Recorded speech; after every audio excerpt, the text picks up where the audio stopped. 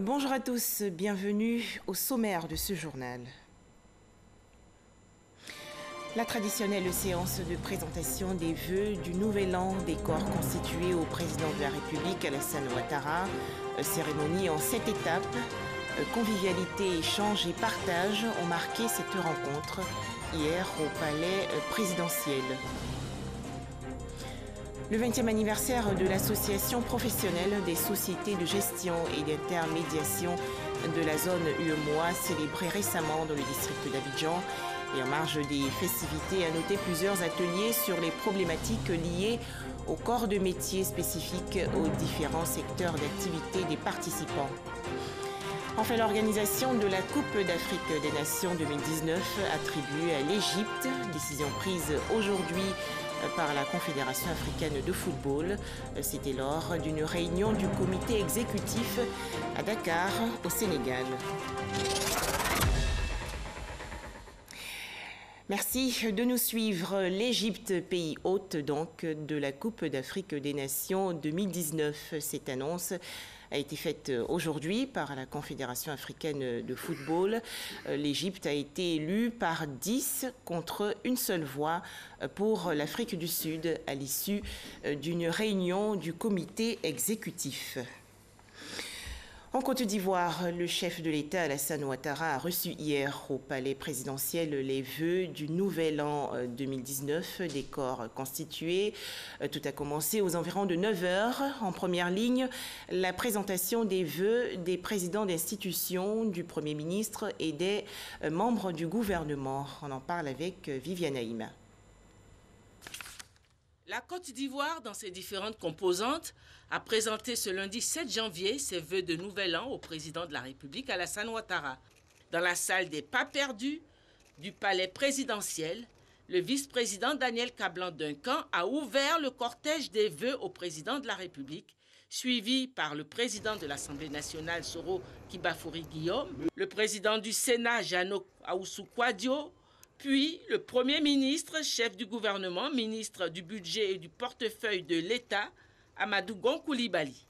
À leur suite, les présidents des 9 institutions de la République, Conseil constitutionnel, Cour suprême, Cour des comptes, Conseil économique et social, environnemental et culturel, Grande chancellerie, Médiature de la République, Chambre nationale des rois et chefs traditionnels, Commission électorale indépendante, Inspection générale d'État. Les 36 ministres du gouvernement ainsi que les 5 secrétaires d'État ont présenté à leur tour leurs vœux au président de la République. Ce groupe en tête a fini son tour par la présentation des vœux des gouverneurs du district autonome d'Abidjan et du district autonome de Yamoussoukro. Voilà un moment d'échanges conviviaux, toujours très appréciés. Tout de suite, les réactions de quelques personnalités. Que cette année soit l'année de la responsabilité, l'année de la consécration aussi, de la réconciliation que nous avons entamée depuis lors, la consolidation, n'est-ce pas, des liens de fraternité et de solidarité. Je veux que cette année soit une année où les Ivoiriens vont se retrouver. Des vœux de paix donc, pour notre pays, des vœux de paix qui est indispensable pour assurer donc, la stabilité donc, de notre pays, la Côte d'Ivoire. Et je suis persuadé qu'un pays en paix, un pays donc, stable, avec le leadership que nous avons avec le chef de l'État, je suis assuré que pour les Ivoiriens, la dynamique de progrès engagée depuis 2011-2012 se poursuivra et s'approfondira en 2019. Des vœux de bonheur. J'aimerais également faire des vœux de bonne santé pour tous nos compatriotes et particulièrement tous les Ivoiriens qui sont dans l'épreuve de la maladie, qui sont à l'hôpital. Nous aimerions que 2009 soit une année où la paix, le bonheur, le développement, la prospérité, l'amour de l'autre soit une constante dans notre vie entre Ivoiriens, que nous soyons un pays en paix, en sécurité. La paix et la cohésion sont notre première richesse et la Côte d'Ivoire en a besoin pour être un pays émergent. Que Dieu bénisse tous les Ivoiriens d'origine et d'adoption et tous ceux qui vivent en Côte d'Ivoire. Cette année débute sur de très bons auspices en ce qui concerne notre département ministériel, avec la décision prise par le président de la République de recruter plus de 10 000 enseignants, 10 300 enseignants exactement, 5 300 enseignants du primaire et 5 000 enseignants du secondaire. Et nous pensons que ces mesures vont impacter très positivement la qualité de notre système éducatif, la qualité de la formation, mais évidemment cela va impacter les résultats scolaires. Depuis quelques années, la Côte d'Ivoire reprend le poil de la bête et nous souhaitons que cela puisse continuer.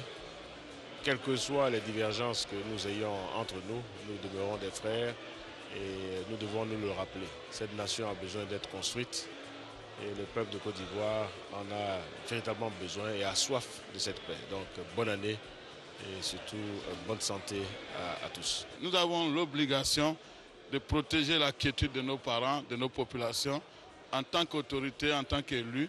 Et nous souhaitons que cette année, comme l'année d'après, soit une année de paix et de quiétude dans chaque famille de Côte d'Ivoire, avec la grâce de Dieu. Demander à tout le peuple ivoirien et à tous ceux qui vivent sur cette belle terre de Côte d'Ivoire de faire en sorte que nous puissions continuer et bénéficier de tous les bienfaits de cette gestion de paix, de solidarité que nous avons eue jusqu'à aujourd'hui. Donc je n'ai qu'un seul mot, santé et surtout paix, paix, paix dans les cœurs et de la stabilité pour notre pays, c'est important. Que cette année soit une année de paix, de sérénité, une année surtout de partage et de solidarité. Notre pays a connu beaucoup de vicissitudes, mais c'est l'occasion de retrouver beaucoup de sérénité et surtout de solidarité. Nous souhaitons aussi pour les sportifs que cette année soit une année de joie, de succès et de sursaut. Il est important que nous soyons tous unis. Le président de la République l'a si bien souligné. Il faut la paix, la réconciliation, il faut une cohésion sociale. Nous sommes dans une période très importante dans la vie de la nation et il est important que la première chose que nous souhaitons pour le pays, c'est la paix. La paix pour un pays, c'est comme la santé pour les individus.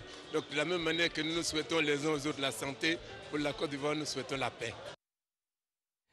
Deuxième étape de cette cérémonie de présentation des vœux 2019 au chef de l'État ivoirien. Les membres du corps diplomatique conduits par le vice-doyen, l'ambassadeur du Gabon. Dans son allocution, Faustin Mugengui Nzigou a salué les actions de paix du président de la République Alassane Ouattara. On retrouve Viviane Haïma. Le corps diplomatique en Côte d'Ivoire, comprenant les ambassadeurs accrédités en Côte d'Ivoire, les représentants des organisations internationales, les consuls honoraires et les ambassadeurs ivoiriens en poste au ministère des Affaires étrangères, ont choisi pour porte-parole le vice-doyen du corps diplomatique, l'ambassadeur du Gabon en Côte d'Ivoire, Faustin Mugengui Nzigou, pour présenter leurs vœux de nouvel an au chef de l'État ivoirien et surtout lui signifier leurs félicitations pour les résultats au plan économique ainsi que les actes posés au cours de l'année 2018 en faveur de la réconciliation nationale et la consolidation de la paix et pour la réhabilitation de l'image de la Côte d'Ivoire aujourd'hui dans le concert des nations. Nous pouvons noter des avancées remarquables au plan économique et social, qui seront renforcées par le programme social en cours de finalisation par le gouvernement. Sur le plan diplomatique, la brillante élection de la Côte d'Ivoire comme membre non permanent du Conseil de sécurité des Nations Unies pour la période 2018-2019, qui est le résultat d'une grande campagne menée par l'appareil diplomatique ivoirien, consacre ainsi de manière éclatante le retour de votre pays dans le concert des nations. Nous nous félicitons de votre engagement résolu à réviser de manière consensuelle la commission électorale indépendante qui, sans nul doute, favorisera l'organisation d'élections apaisées. Cette perspective devrait d'ailleurs interpeller l'ensemble de la classe politique, la société civile et tous les autres acteurs dans leur diversité et sur leur rôle respectif dans la consolidation de la démocratie et de la cohésion sociale. Il en est de même pour les organes de presse, dans leur ensemble, dont la finalité devrait s'inscrire ici aussi dans la même consolidation de la réconciliation nationale qui s'en trouvent déjà confortés par la récente loi d'amnistie qui a permis à des centaines d'Ivoiriens et d'Ivoiriennes de recouvrer leur liberté. Le président de la République a rassuré les représentants de la communauté internationale quant à sa volonté de poursuivre dans son engagement pour la paix et la cohésion sociale en Côte d'Ivoire. Monsieur le vice-doyen du corps diplomatique, Excellences, Mesdames et Messieurs, la Côte d'Ivoire a maintenant des institutions crédibles et il est essentiel que la stabilité et la sécurité pour tous doivent être un préalable à la poursuite de l'œuvre de développement engagée depuis 2011. Ma volonté est d'inscrire 2019 dans la continuité de 2018. La Côte d'Ivoire entend rester fidèle à ses choix fondamentaux concernant le renforcement de sa position sur la scène internationale, son engagement pour le développement de l'Afrique et pour l'intégration plus poussée au plan régional en Afrique de l'Ouest, mais bien évidemment en poursuivant l'amélioration des conditions de vie des populations ivoiriennes. Dans cette quête, je sais pouvoir compter sur tous les pays amis, les organisations internationales et les différents partenaires au développement. Je compte donc sur chacun et chacune de vous pour être des ambassadeurs de la Côte d'Ivoire auprès de vos États et organisations internationales pour témoigner de ce que la Côte d'Ivoire est au travail pour son développement, pour l'amélioration des conditions de vie des Ivoiriens, pour la cohésion sociale et la réconciliation entre ses fils et ses filles, pour la sécurité et la paix à l'intérieur de ses frontières, dans la sous-région ouest-africaine, en Afrique et dans le monde. Excellences, Mesdames et Messieurs, permettez-moi maintenant de vous souhaiter une bonne et heureuse année 2019 à toutes et à tous. Au plan diplomatique, 14 ambassadeurs ont présenté leur lettre de créance en 2018, a relevé le président de la République. Par ailleurs, l'année 2019 a démarré avec la présentation des lettres de créance de 5 nouveaux ambassadeurs. À leur tour, les chefs des grands commandements ont exprimé leur satisfaction quant aux actions et décisions mises en avant par le président de la République, Alassane Ouattara, qui a réaffirmé sa détermination à doter la Côte d'Ivoire d'une armée forte et républicaine. Les précisions de Mahama Traoré et Abiba Dambélé Saoué.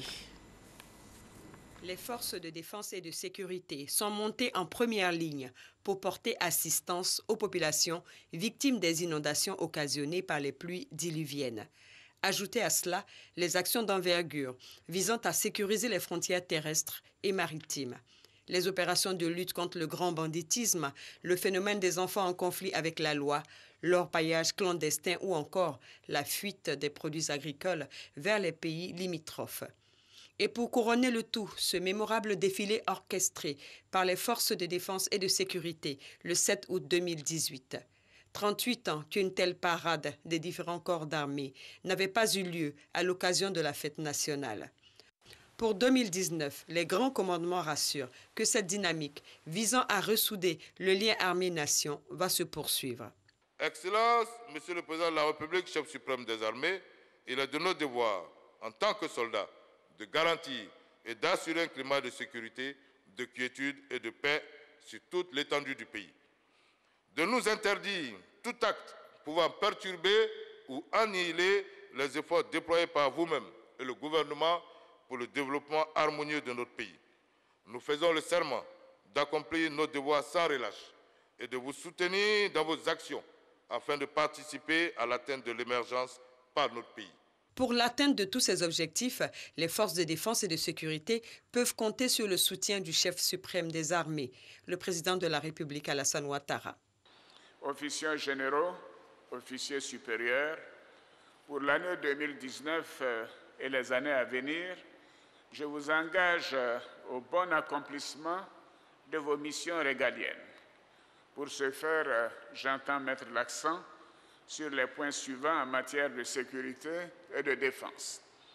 Premièrement, la réhabilitation, la construction et l'équipement des casernes. Ensuite, le renforcement des capacités opérationnelles pour une meilleure prise en charge des nouvelles menaces telles que le terrorisme, la piraterie maritime et la criminalité transfrontalière.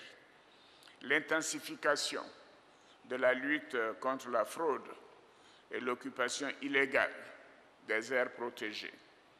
Le renforcement de la présence de la Côte d'Ivoire dans les opérations de soutien à la paix. Et enfin, la promotion de la bonne gouvernance et l'émergence d'un nouvel état d'esprit des militaires et paramilitaires ivoiriens. Pour manquement à la discipline, 85 militaires ont été radiés des effectifs militaires en 2018. Concernant la mise en œuvre de la loi de programmation militaire, 3159 éléments ont souscrit à l'opération de départ volontaire. Le gouvernement vise 4000 départs en 2019, conformément à sa volonté de restructurer l'armée ivoirienne. À noter que cette cérémonie de présentation des vœux des corps constitués a été également l'occasion pour le chef de l'État ivoirien de rassurer ses compatriotes. Selon Alassane Ouattara, l'élection présidentielle de 2020 en Côte d'Ivoire va bien se dérouler. Nous l'écoutons. Je suis en phase avec vous. Il nous faut la paix dans notre pays. Les acteurs politiques doivent en être conscients. Voyez-vous, depuis le décès du président Houphouët-Boigny, c'est la première fois que la Côte d'Ivoire est en paix pendant une période continue depuis 7 ans, depuis 2011. Cela est dû à plusieurs facteurs. D'abord à votre sagesse et à votre contribution, guides religieux et chefs traditionnels. Et je compte sur vous pour continuer de propager ce message de nécessité de paix, de considération et de respect de l'autre. Et je compte sur les chefs traditionnels, qui sont le premier maillon de la négociation, de la médiation, je veux dire, pour aider nos populations au milieu rural et dans les villages à s'accrocher à la paix. Ne perdons pas cette paix que nous avons pu acquérir depuis 7 ans, sans interruption. Et si j'ai initié la loi d'amnistie, c'est parce que j'ai considéré que ceci contribuerait largement à la cohésion nationale, à la paix, à la stabilité de notre pays. Je suis confiant quant aux élections de 2020. J'entends beaucoup d'inquiétudes à ce sujet. Je peux vous dire que 2020 se passera bien, se passera très bien. Je vous en donne l'assurance. Voyez-vous, si 2015 s'est bien passé, pourquoi 2020 ne le serait pas? Je fais confiance aux Ivoiriens. Je fais confiance à nos institutions. Les élections de 2020 se passeront très bien. Alors arrêtons de nous faire peur, de dire qu'il y aura des problèmes en 2020. Il n'y aura rien en 2020. Tout ira bien.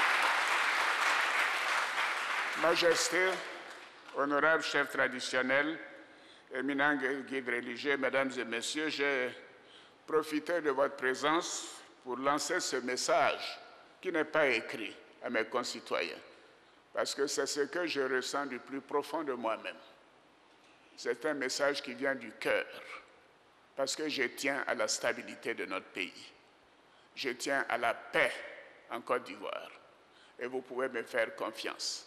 Nul ne sera en mesure de troubler cette paix tant que je serai à la tête de la Côte d'Ivoire. On poursuit avec ce communiqué. Le ministère de la Communication et des Médias informe les journalistes correspondants de la presse internationale en Côte d'Ivoire que le renouvellement des cartes d'accréditation au titre de l'année 2019 va débuter le jeudi 20 janvier 2019 et va prendre fin le vendredi 29 mars 2019. Les journalistes concernés sont donc invités à retirer la liste des pièces à fournir à la direction des affaires juridiques et de la coopération internationale, assise à la cité administrative dans la commune du Plateau, Tour C, 21e étage, porte 24. Dans l'actualité également, le 20e anniversaire de l'Association professionnelle des sociétés de gestion et d'intermédiation de la zone UEMOA. A noter qu'en marge de ces festivités, les représentants des 8 pays membres de l'Union économique et monétaire ouest-africaine ont planché sur les problématiques liées au corps de métier spécifiques à leur secteur d'activité. Ils ont participé à des ateliers et partagé leurs diverses expériences. Les explications de Cheikh Koné.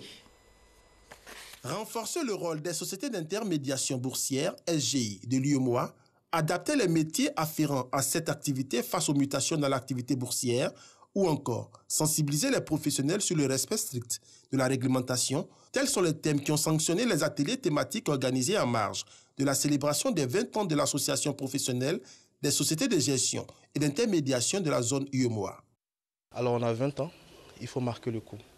C'est en même temps l'occasion pour nous de faire un bilan, voir là d'où est-ce qu'on vient, par rapport aux enjeux du marché financier, essayer de se positionner afin de pouvoir ne rater aucun bénéfice de cette évolution des normes, évolution même de la pensée des investisseurs, afin de s'adapter à tout ce qu'ils nous demandent. L'association, d'abord, elle est réglementaire. Elle a été créée dès la mise en place du marché financier régional. Et elle est inscrite, sa création est inscrite dans les textes de la BRVM. Et donc, chaque société de gestion et d'intermédiation qui obtient un agrément pour opérer sur le marché financier régional a obligation d'adhérer à l'association. 4 lignes de métier étaient au cœur des échanges: le back-officer, le négociateur ou le commercial, le contrôleur interne et l'analyste financier. Les problématiques liées à chacun de ces métiers ont été abordées et les participants ont partagé leur expérience. Pour le cas précis du métier du back-officer, les SGI ont planché sur l'épineuse question du transfert des titres aux enfants mineurs. À cela, il faut ajouter les difficultés liées aux amortissements des obligations d'État. Cette thématique est très importante pour les départements recherche-analyse parce que ce sont ces notes-là qui permettent d'orienter l'investisseur sur une prise de décision économique qui peut être une prise de décision d'achat, vente ou bien conservation d'une action. Les SGI sont des acteurs majeurs et les principaux animateurs du marché financier régional.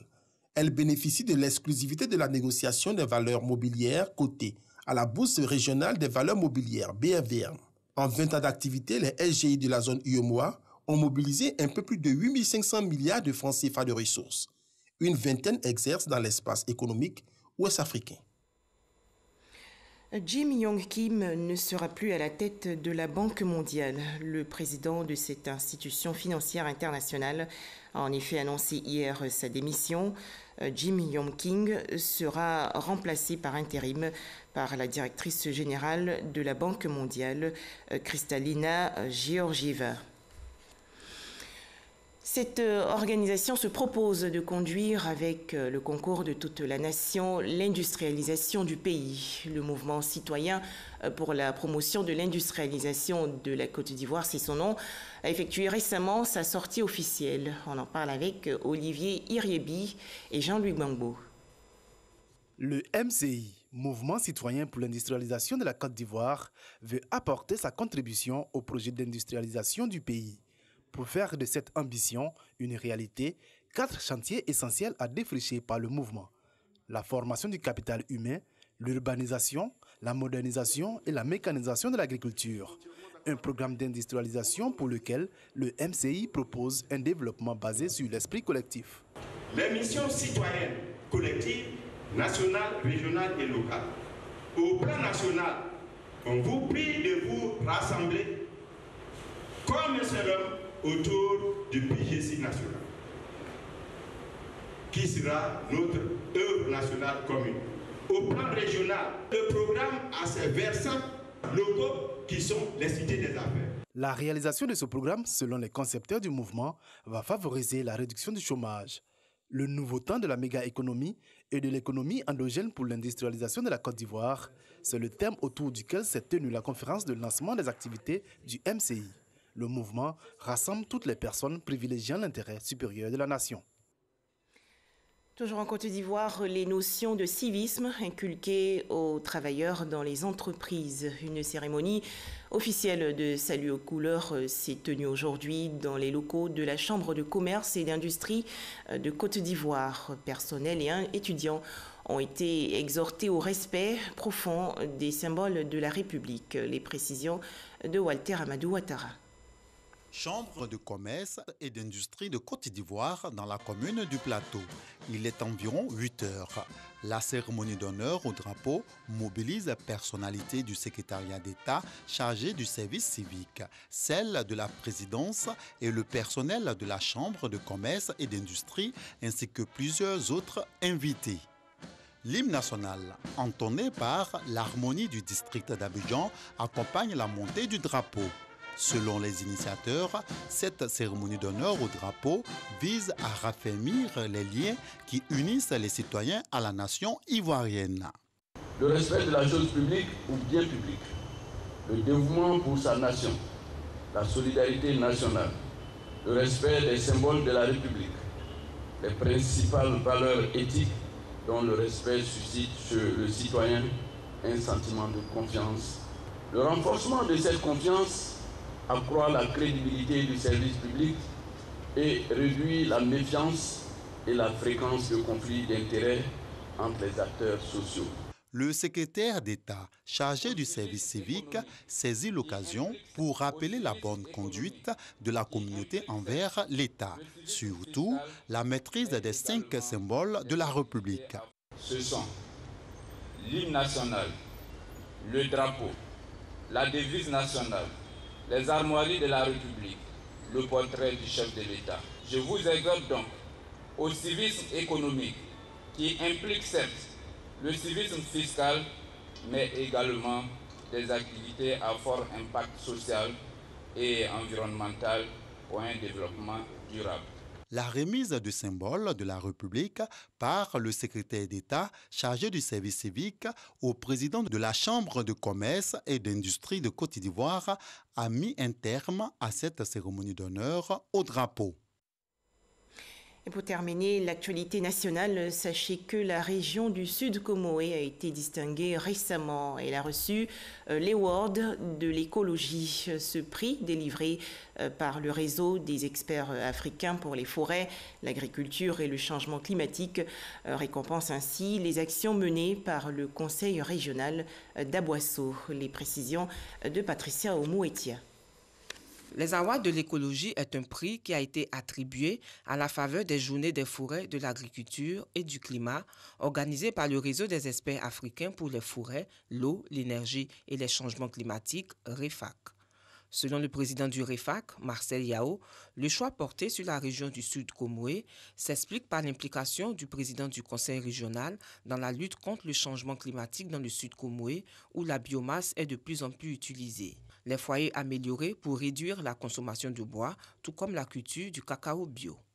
Avec les dérèglements climatiques qui menacent notre continent, il urge que nous ayons une volonté politique forte pour tendre à une gestion rationnelle de nos ressources naturelles.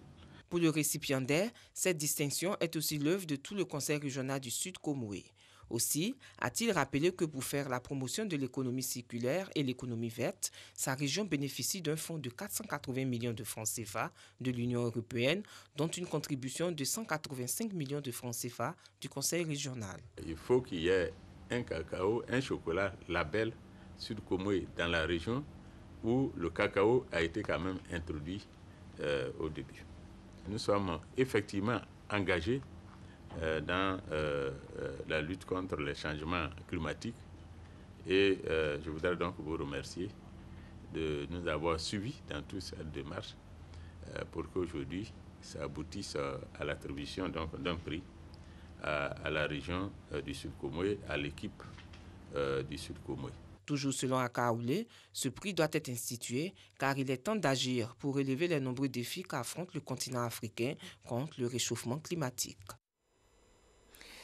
La Coupe d'Afrique des Nations 2019 va se jouer, on le sait, aujourd'hui en Égypte. Cette annonce a été faite par la Confédération africaine de football. Enfin, retour au calme à Libreville au Gabon après la tentative avortée de coup d'État militaire.